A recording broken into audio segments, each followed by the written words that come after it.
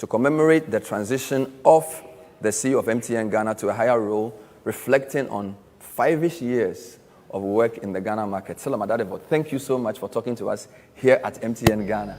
I recall the press release that somewhere in May, June 2018, announcing that you had been appointed CEO.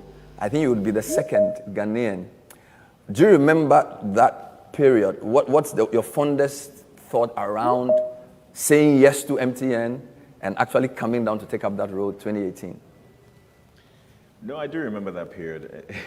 I don't think anyone would forget it. It was quite a major event in my life and in my career. So, if anybody had said I was going to leave Ghana in 2014 and come back in 2018 as the CEO of MTN, I don't think it would have been imaginable. So, for me, this was a major milestone in my entire career. And I remember it quite vividly, actually. I mean, the discussions with MTN took a while. And at that time, I had to make some decisions. So, obviously, this was the preference for the decisions I had to make, but it wasn't quite straightforward. So I do remember that time a lot.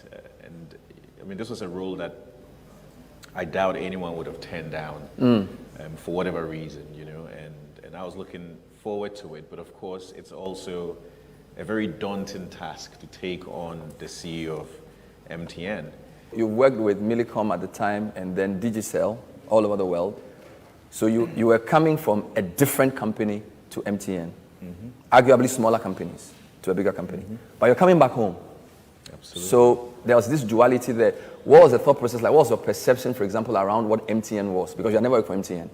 And your first job in MTN is to come and run the Ghana office as an outsider coming back home. It's quite interesting because when you're on the outside, what you perceive of MTN could be very interesting. And when I was at Millicom, of course, my entire focus was to teach MTN a lesson. Oh my God. Oh my God. But I'd always felt that MTN had such great opportunity at its foot. Was Africa a big thing? Was the fact that MTN is an Africa-focused company big for you, and how did that feature in your thinking? I've attempted to come back to Africa a lot of times. When I was in the UK, I came back to do something in the ISP space. I helped set up 2 telecoms companies. So I've done a lot on the continent, but none of them was permanent. I kept coming in and going back out, coming and going back out. Central Africa, I did some work there.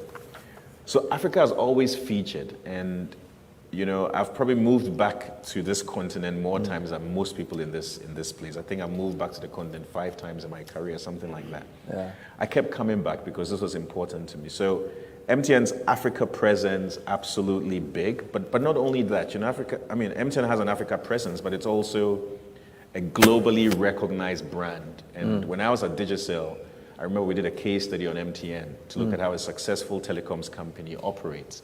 So there are all these things that made MTN very special, and apart from the fact that it's the leading company in the country, and I'm sure the aspiration of most people working in telecoms outside of MTN are to come and work for MTN, and I was one of them. So. When you were announced to the media, they told us that your expertise was, of course, technology industry, innovation, but you could drive P&L, EBITDA improvement.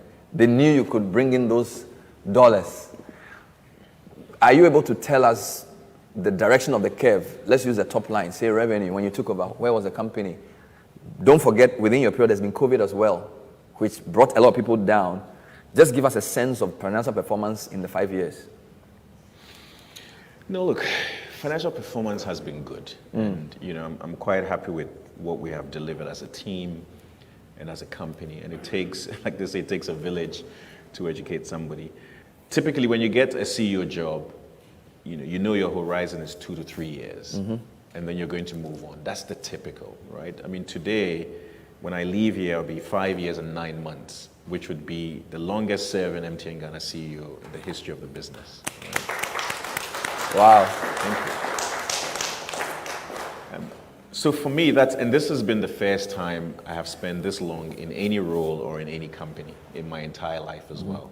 So that says something. But my philosophy has always been, and something I had to prove to myself, that taking a medium-term view of performance is absolutely important. Because what it does is you focus more on structures and how businesses can run themselves. When you take a short-term view, you go for very quick revenue-generating initiatives that may not be in the interest of the business in the medium term. So you can achieve success, but that success will never be sustainable in the medium term. But because people know they won't be there when things become ineffective, it's okay, right?